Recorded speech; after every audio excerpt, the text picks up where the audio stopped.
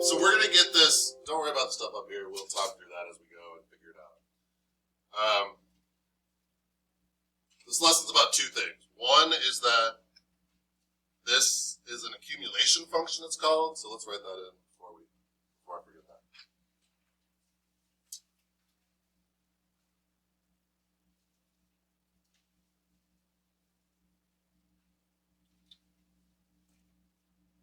So this is certainly confusing. You got a little f here and a capital F here. They use this notation quite a bit, and sometimes they use different letters, but very often it'll be like little f and capital F. So we'll get into that in a second. First, we'll do the accumulation function. So I've got integral from 0 to x, which I'm going to just kind of leave blank, of f of t times dt. That's f of t times dt. And my job is to integrate that. So how do I, let's review. How do I take the derivative of my graph?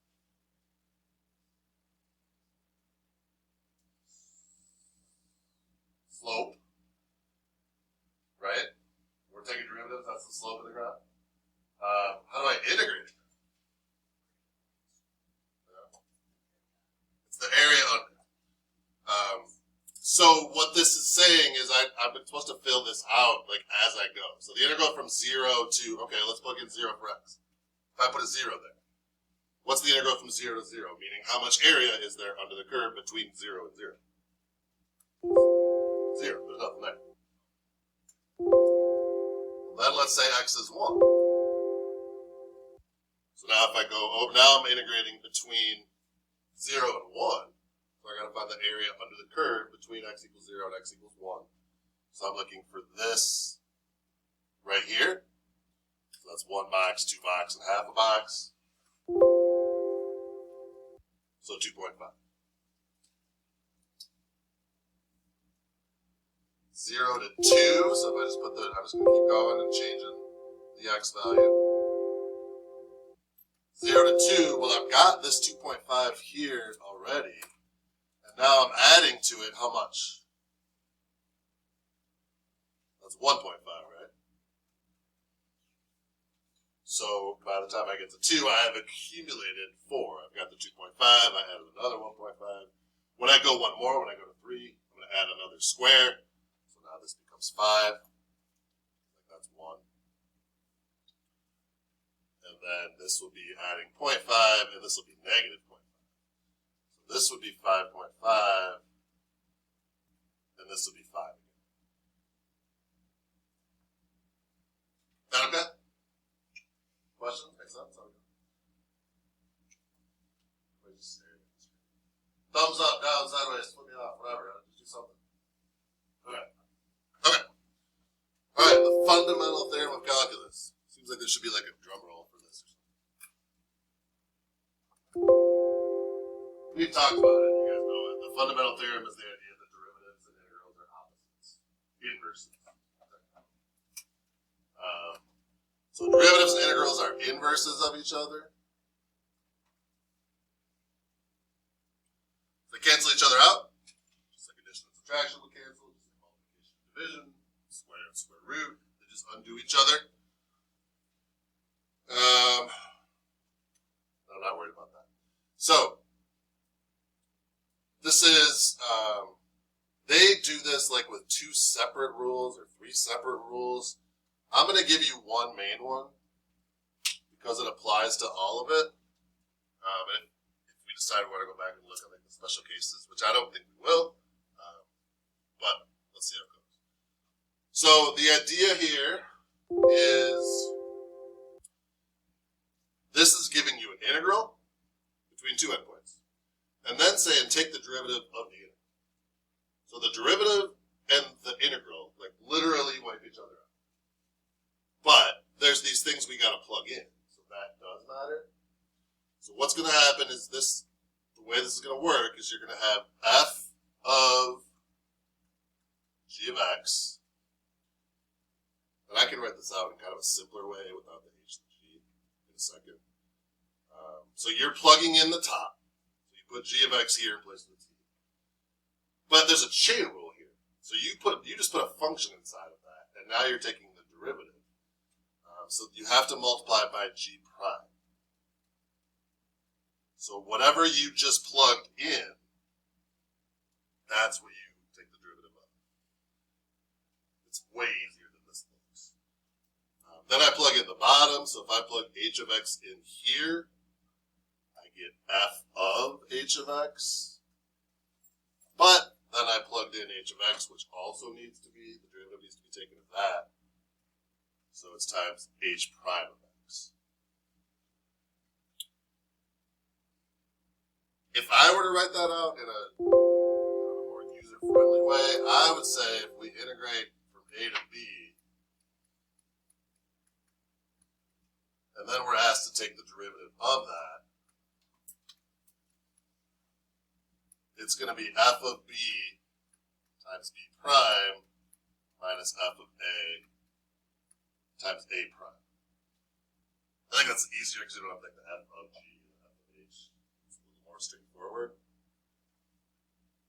We'll do a couple examples. This is my version of the bottom. You're going to go back so you can write the... Where people start writing them? There's the like fancy technical version.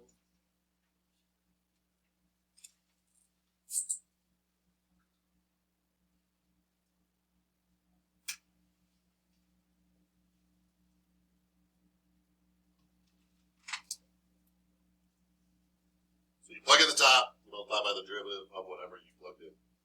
Minus, you plug in the bottom, multiply by the derivative of whatever you just plugged in. So then my version is the same thing, it's just a and b is a little easier for most people than h of x and g of x. Plug the top in, you multiply by the derivative of what you just plugged in. Minus, you plug the bottom in, you multiply by the derivative of whatever you just plugged in. Assuming there's examples below this. Alright. So, a lot of these, you don't even need the second part.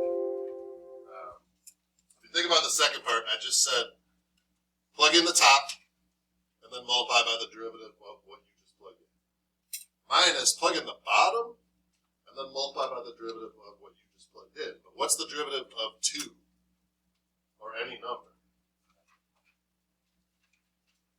It's 0. So you're essentially going to be subtracting 0 in this case. You don't need to worry about the subtraction. That's one of the like special rules they wrote out. The idea is you plug in the top. So x goes in place of the t's. 3x squared plus 4x times the derivative of whatever you just plugged in. So what's the derivative of x? 1. So it doesn't really change anything. Minus, plug in the bottom. Now this is 3 times 2 squared plus 4 times 2. And this is what I'm saying makes this friendly. And then you multiply by the derivative of whatever you just plugged in. So what's the derivative of what you just plugged in? It's 0. So none of that, if the bottom is a constant, which it very often is, none of that matters. And this answer would just be 3x squared plus 4x. So one of the special cases that because they had like 3 blanks for formulas, was like, if this is a constant, you don't. And I just wrote the first part, but to me it's easier just like, that one rule works every time, let's just do it every time. Questions on what? Can I erase or Alright, 2. Exact same idea. Plug in the top. So this will be sine of x to the third. And then you multiply, it's like chain rule. You multiply by the derivative of the little guy, if you want to call it that, or whatever you just plugged in. But you are never taking the derivative of this, of like the function that's inside. You're taking the derivative of what you plug in. So this will be 3x squared. Minus, and I can write this, so I can plug in the bottom and say, okay, that's sine of pi over 2. But then I'm going to multiply by the derivative of what I just plugged in, which is a constant. So that just becomes 0, meaning that part there is my answer. I mean, you can leave that there if you want. Questions on the second one?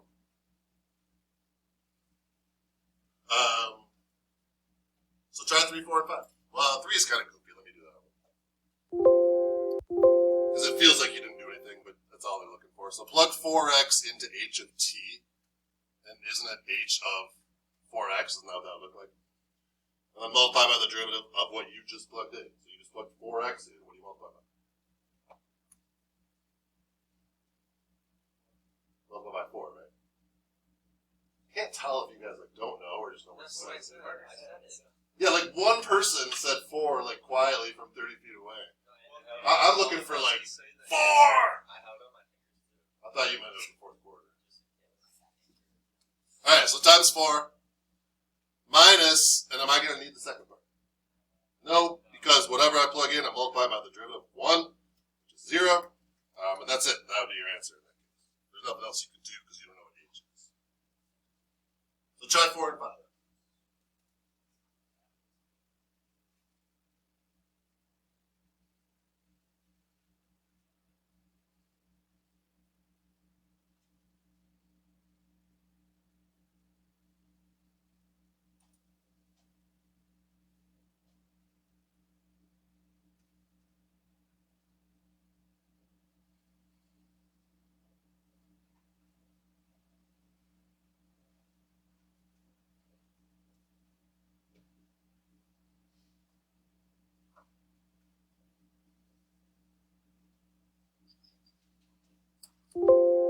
So again, just thinking ahead to the gateway, there'll be one of these on your gateway. Probably not be the kind where 0, probably be one of the ones with the actual function you have to plug in.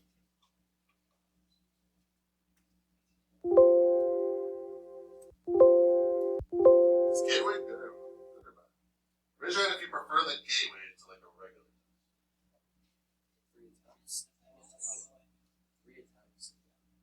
Raise your hand if you prefer a regular test to the gateway. Because you also just might not get it. I think it's like once we get farther. Yeah, that's just Alright. Are we going to get a gateway? No. Not Alright, so 4, plug in the top, multiply by the derivative of what you just plugged in, plug in the bottom, multiply by the derivative of what you just plugged in. That'll end up saying 5x minus 5x. That's 0.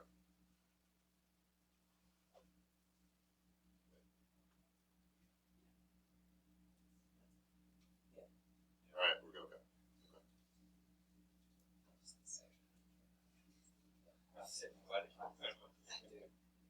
Yeah. Oh, yeah. Okay, Yeah. Second one, plug in 3x.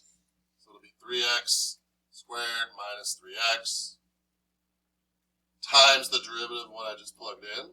So you gotta put the 3x in both those spots. Either leave this like it is, or make it 9x squared. Very often see people square this entire thing, but it's still 3x squared. So either leave it or like actually remember to square it.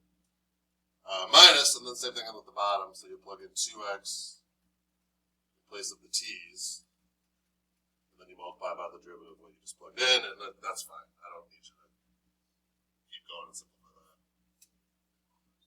Questions? No, I don't have participate. Who said it? Kevin, you have none? I don't have questions. Kevin gets it. Everyone must have done.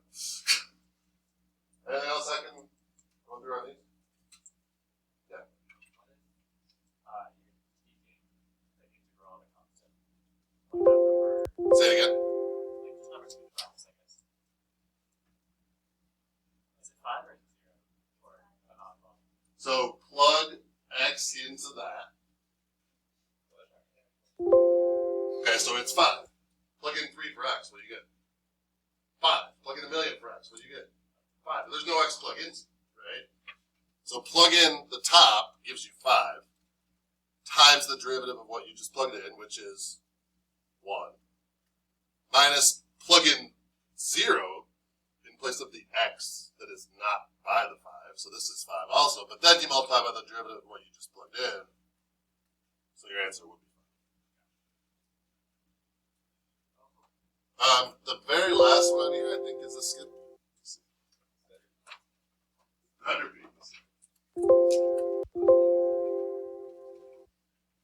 Yeah, you can skip the last one. Like, you don't learn that for like a whole chapter. I don't know why. But the rest you should be able to do. Or not, I'm not saying should be able to do. The rest, it is your goal to be able to know how to do.